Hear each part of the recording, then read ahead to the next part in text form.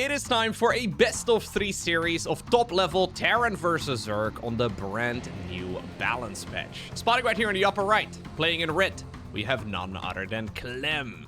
His opponent down in the bottom left, playing with the blue Zerg pieces, he goes by the name of Solar. Now word on the street has it that Zerg is kind of broken currently, that Zerg is horribly overpowered and that it should have never gone live the way that it did. The main thing that most players are complaining about is the very slow extractor trick here from No, okay, that's not what people are complaining about. The main thing people are complaining about is the new larva generation speed on hatcheries. It didn't really seem like a big deal. It's kind of ironic because when the patch first got announced, most people kind of just skipped over the larva regen. But effectively, it has now allowed Zerg way more production, especially early on in the game. You don't really need as many queens, and with the queens becoming a little bit cheaper too, it has created a bit of an early game boom. Now, a lot of the higher level Zerg players were saying, yo, there is absolutely no way that it's going to go live in its current shape because it's broken, but it is fun while it lasts. I don't remember exactly who said this, but one of the Korean pro gamers said, I finally know what it feels like to be Serral. May have actually been Solar. I'm not sure. Anyways, apparently the early game larva generation thing has become quite problematic, and Blizzard decided to publish it with a very small adjustment. So the PTR 2.0 that I made a video about when it first went live apparently had additional changes that weren't documented, and then when they 2 days later published the live version of the patch, they added more stuff that is also not documented. Like, for example, the fact that the larva generation has been reduced in strength compared to PTR 2.0. So maybe it's not as busted as pro gamers were saying initially. I don't know. And then secondly, for example, they've also indeed increased the cost of the hatchery to 300 minerals from 275.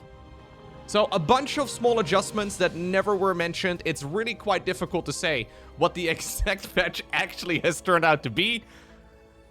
But I guess we'll find out together today, at least. When it comes to high-level Zerg versus Terran, what is currently going on.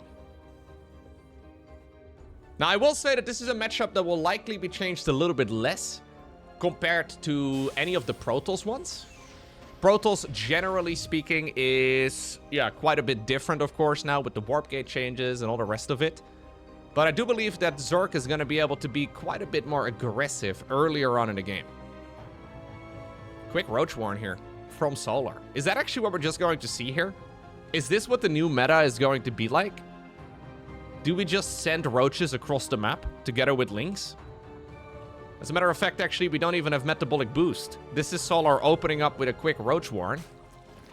And the timing of this doesn't really feel like it's defensive. Overlord just about to spawn? Is this just like a modern equivalent of like the 7 Roach Rush that was popular in 2010? I wish I was exaggerating, but there used to be a 7 Roach Rush opener that Zerg players were really fond of. Are we gonna stop making roaches now at 7? I think we may actually be droning behind this. No, he's making more roaches. He's just sending it. Okay, it's an 8 Roach Rush. Okay.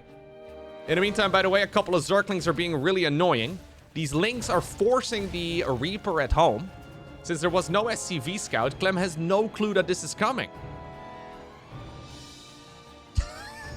What are we watching right now, man? So the big advantage here is that you can just simply send more units earlier on without needing Queen Injects. Queen Injects are obviously still incredibly good, but you can just make more units earlier on. Okay, GG in 3, 2, oh. One of these days, I'll get the timing right. How much does a hatchery cost? It is 300 minerals. How much does a queen cost? It is 175. I got it wrong. So queens are 175 minerals, even though they said that they were going to reduce the cost of the queen to 175, or from 175 to 150. And that the hatchery cost was going to remain unchanged. Instead, what they did is they left the queen at the more expensive version and increased the cost of the hatch. So what we're supposed to have, from what I understand, is 150 minerals on the queen. So from 175 to 150. And the hatchery should be 275, 275. Instead, what we got is that the queen is 175 minerals and that the hatchery is 300. So rather than the Zerg early game becoming cheaper, it became more okay. Yo, it'd be nice if they would document these sort of things in the patch notes. Okay. Game number 2, we find ourselves on the map Rainfall. You know what confuses me a little bit? What's the point of a PTR if we're not actually going to be testing anything? We just push it to the live version of the game and then add additional changes to it anyways. After 2 days, by the way, might I add. So, PTR 1, very broken, loads of issues. PTR 2 has a bunch of adjustments, live for 2 days. And then I guess PTR 3, or maybe 2.1, aka completely untested, is the one that gets pushed to the live version of the game. Okay. Alright. You know what? Maybe I shouldn't be surprised. There's quite a bit of software that I pay a monthly subscription for as well that also doesn't bother using beta testers. Like, why would you test out new features on beta testers when you can do it on your paying customers instead? You know what I mean? Like, why would you pay somebody to test your product if you can just have your paying customers test your product instead? We're doing it live, man. That's how we like to do it. We do it live. And again, I don't really think that this is an issue as long as Blizzard actually has their finger on the pulse. But that's exactly where I always, get a little bit concerned whenever there is a new patch. I don't mind big sweeping changes. I actually think it's really nice.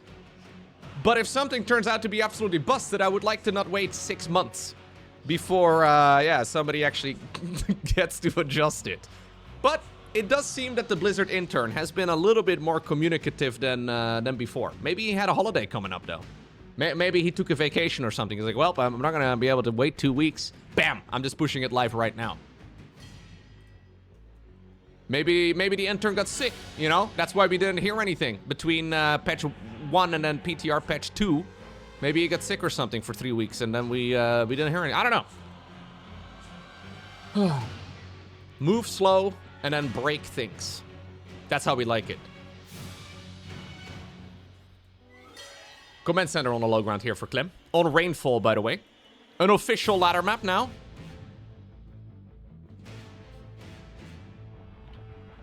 This was probably, if I can be very Dutch for just a moment, if I can be very direct, from all of the Team Liquid map contest finalists, I disliked this map the most. Although they've actually made some changes. Look at that. Huh. One of my biggest gripes with this map was like the weird rainfall inside of the main base. It looked kind of ugly. It moved at like 10 FPS rather than the rest of the map. So they've actually done away with all of that. Do we still have the... Yes, dude, this is my favorite part of the map. The hiding Ewoks underneath the bridge. I believe there's some as well on the other side, but we can't really see them from this angle. Anyhow, here's the Reaper going in. Solar not going for a quick Roach Warren this time around.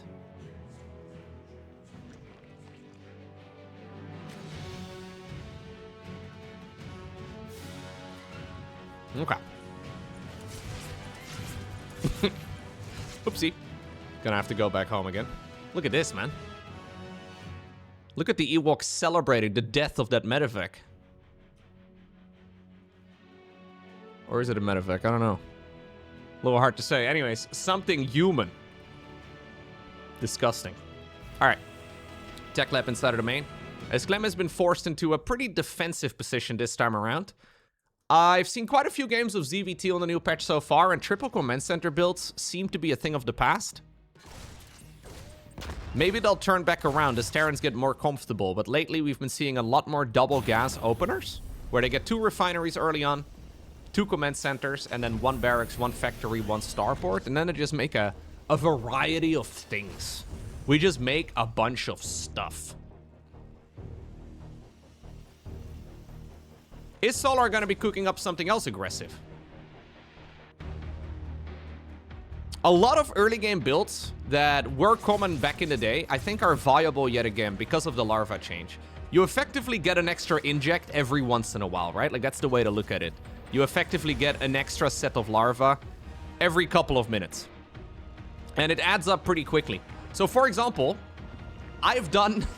I'm sorry if you played against me on the ladder, okay? But I have done a lot of, like, 36 to 40 drone all-ins, where you make about 36 workers, and if you have a clean early game, you pop down a roach warren, you get an extra gas, or maybe even a third gas, and you just send roaches across the map, follow it up with mass zergling, and then turn all of the roaches that you can into ravagers. You reinforce with just zerglings. It's an easy build, but it fell out of the meta when Terran players got very, very keen on opening up Banshees. Now, Banshees alone don't really stop it very well. That was kind of the trick. Yes, 2 Banshees technically kill an infinite amount of roaches, but it takes them a long time. So you could still kind of pull it off back in the day, but then Terran players just got too good, maps got a little bit too big, and the build was no longer viable. These maps have a reasonably short rush distance. It's really not an incredible distance to travel. And since you could probably get away with less queens, I mean, in this case, we are going for a lot of queens, and I guess that's indicative of him wanting to play macro in this match, but yeah, you could definitely chill and just do more aggressive pushes again. You could definitely cheese your way back to Master League on the current ladder, for sure. Especially as Zerg. Especially against Protoss right now, I think, because Protoss really have not reached a conclusion yet. The great minds of Protoss have not yet determined how to actually play early game. Hellions going around the site here. Trying their absolute best. Some Protoss players, by the way, also introducing a little bit of out-of-game balance whining. I saw Hero playing Terran in a tournament. It's kind of ironic, right? To, like, see absolute top dogs, like, for example, Clem, win tournaments playing Protoss. And now we have Protoss players that have been winning literally everything this year. Switching to Terran. Nice cancel over here on the one hatchery. Banshee has to fly away, but good micro here from Clem.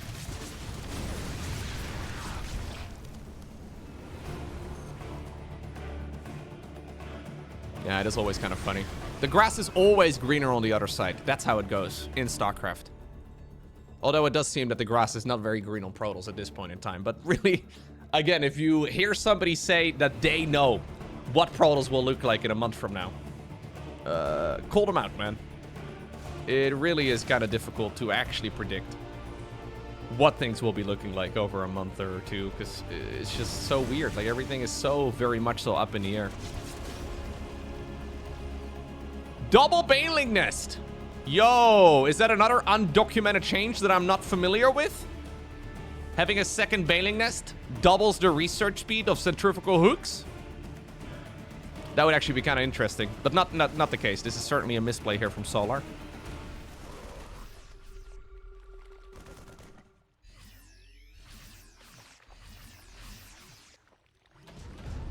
He'll be getting that Baneling speed pretty soon.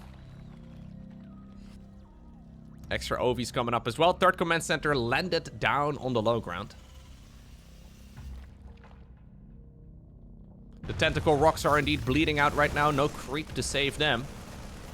There's really not a whole lot, though, that Clem can do with this type of attack. Yeah, he's mostly just using this as a way to, like, clean up some of the creep spread. Maybe blow up a few units here and there. But really, he's playing the macro game. We have a second factory right now building. We've got ourselves a fourth command center coming up pretty soon as well, I would imagine. That's really the only thing that makes sense here for Clem. Armory here to make sure that he can go into the 2-2 upgrades. Yep, and there's indeed the 4th CC. Smack that outside of the natural expansion. So all of this is extremely normal. This will be the first time, though, that Solar is going to test the waters on the other side of the map. Weirdly enough, even though he made 2 Baneling nests, he did not go Baneling speed, nor did he make a single Baneling. He's looking to send it right now, it seems, with basically pure Hydra. Wait a second. Is this good? Oh, it's really quite good. What are we looking at? What is this? Wait a second. Solar just sent it with a bunch of Hydras only. Widowmine's dropping behind the Hydralisks, but this was an absurd amount of damage dealt here by Solar. Who really didn't mean to deal this much damage with this, I don't think. I think he just noticed a bit of a weakness in his opponent's defense, and he decided to give it a shot. Very strange attack. Right now, we have Baneling speed coming up. +1 melee, +2 armor. Really, that wasn't that committed for Solar at all. He was happy to just trade armies, but instead he traded armies and then also 22 SCVs to boot. That is incredibly nice right here for the Zerg. Clem also a little bit delayed on 2-2. That should have started up a while ago. The armory was slightly delayed, and now 2-2 because of it is also delayed for quite a while. Delays upon delays. Pushing deep onto creep. Widowmines potentially... Okay, not quite dealing friendly fire here. Banelings, though, would be nice to have. A couple Banelings only. Still good. Ooh. Yeah, it's good enough. It's good enough, and that's all that Solar really wants. I think we're going to be seeing another big push here from the South Korean Zerg player in just a moment. I would not be surprised to see him go for an all-out attack again when his double upgrades here are finishing. It would be a perfect opportunity to do so because, again, Terran is late on their 2-2. Solar can't know that. He has to make some decisions, but honestly, just crashing through this army and then counter-attacking is a really, really good idea. He's adding on a few workers, but really not that many.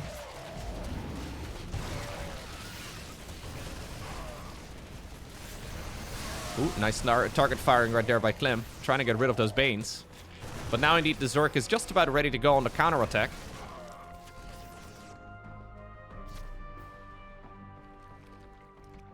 Okay. He decides to chill. The thing is, he never made a hive. And Clem sees that right now too. Clem, by the way, going 4 orbitals. That's kind of nuts. Usually you would always build a planetary fortress here. I guess this is because of the worker losses that he had earlier that he feels like he can't get away with it. Now 2-2, by the way, is going to finish up. And Clem may have actually just been given a ticket back into this match. Obviously, this is unexplored territory in a lot of ways, right? So Solar probably could have gone for a big attack and dealt a lot of damage, because there's really not a whole lot that Terran has to defend with. Clem very much so has most of his army out on the map. He needs to be careful, though. So we're not going Hive. Look at what we have here, right? As there is a little bit of a Ling run by. But we're not going Hive, which is the norm, what we've been seeing for the last couple of years, where Zerg players go Hive at like 7 minutes. Instead, we go into effectively like a full lair tech play. Now, we did see lair tech play quite a bit as well, but that was really only if Zerg fell behind early on. This is Solar being ahead early on in the game, and then deciding, no, I am not going to go Hive. Instead, we're going to stick around on lair tech instead. No Ultras, no Adrenal Glands, no 3-3, no Vipers, no Infestors, none of that. He is getting the extra upgrades here in the Evo chambers. Obviously, he can't go any higher than 2-2, but he will have it for armor, he will have it for missile, he will have it for melee. Although, honestly, this is kind of looking like a fight that he's willing to take before those upgrades ever kick in. Counterattack in the meantime here from Clem, but it's really not that many units. Another oddball of an attack here from Solar, man. This is kind of like the Hydra push from earlier. Orbital Command over here dies. Yeah, Solar is just sending it yet again. Is there some undocumented change to the Hydralisk? Because they seem to be dealing more damage than what I'm used to seeing. That's another 19 SCVs going down. Solar's just walking into the opponent's natural. No planetary fortress on that 4th base. So Zerglings are going to be tearing that mineral line apart. Now we go Hive.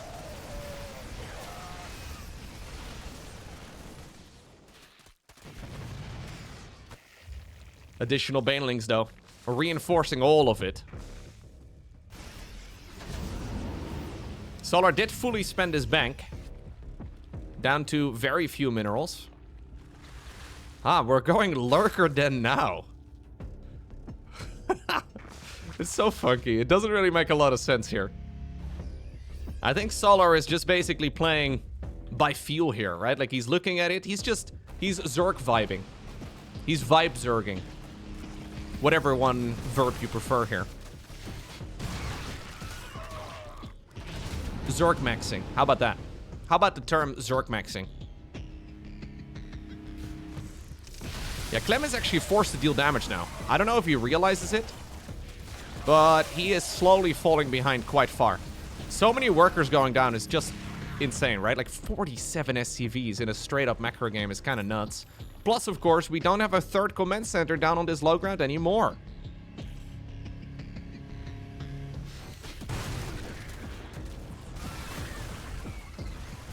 Banelings, banelings, banelings, banelings! Oh my lord. 69. Nice.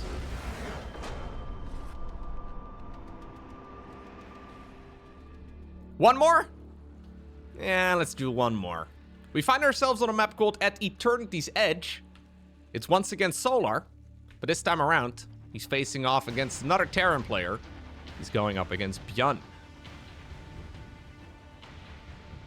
Honestly, the series that we just watched felt a little bit clumsy from Clem, especially game number 2. Game number 1, he just got surprised by a whole lot of roaches. What do you do against that many roaches? I don't know. You just gotta die, I guess. That's the plan. We could execute it here again as well against Bjorn. Really comes down to early game scouting. If you don't know that it's coming, it's one of those builds that can be absolutely lethal.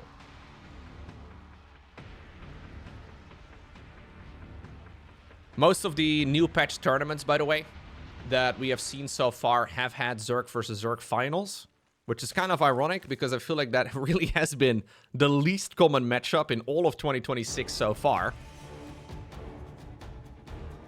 Couple reasons as to why. First off, I feel like Zergs, other than Serral, kind of struggled quite a bit. And then secondly, there weren't that many of them signing up for the smaller weekly tournaments. And then now a few that we've had this week so far have been ZVZ finals. Draw whatever conclusion you like from that. Command center first, by the way. Scoutless CC first here from Bjorn on the other side. What do you do here? I don't know. Honestly, I'm a little bit uncertain what the best move is. This is Bjorn playing a very risky build. Obviously, especially with an 8-worker start, a command center first build is just kind of dangerous. There's about an extra 45 seconds or so in the early game for Solar to now plant down a spawning pool and just kill you.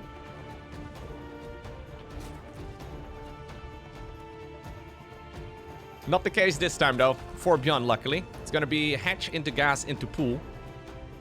So Solar will not be able to get links out super quickly in this game. No quick Roach Warren or anything like that either, although obviously he could still plant one down here momentarily.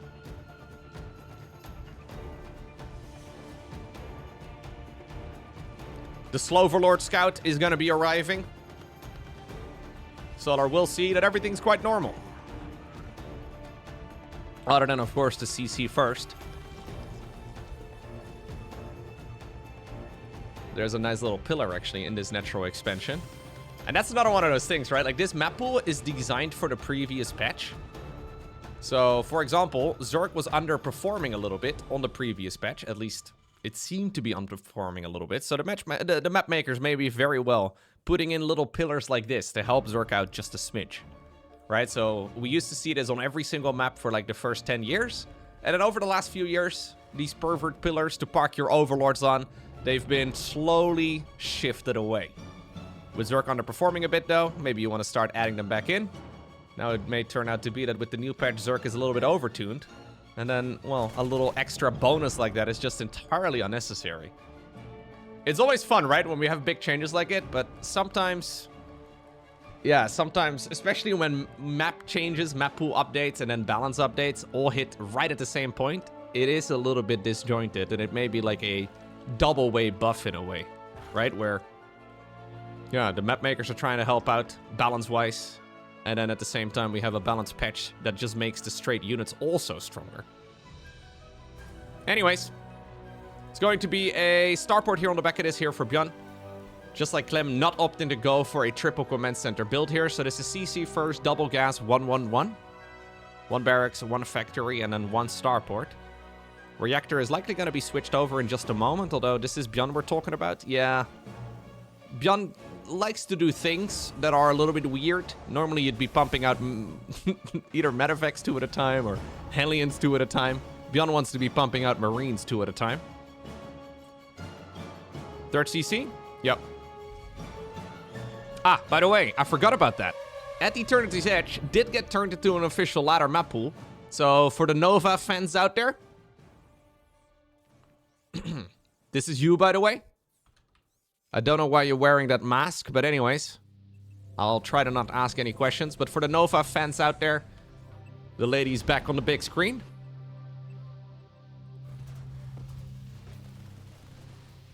Zerg just runs straight through the base. Solar just got a free scout.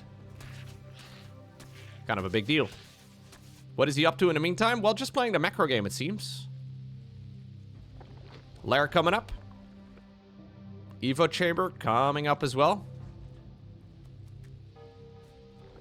We did, of course, see a cost reduction on the armor upgrades for Zerg, which is actually quite significant.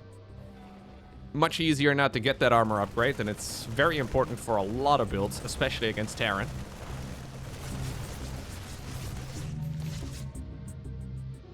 There's a Roach Warren again. So this Roach Warren is timed in such a way that it lines up with the Lair finishing up. Yeah, this armor upgrade is also lined up to now finish with Roach speed finishing up. So if the Roach Warren, when the Lair is done, immediately goes Roach speed, it will be finished at the same time as the +1 armor. The timings are always a little bit out of whack, but this is a slower research. We may be looking at another flavor of Roach.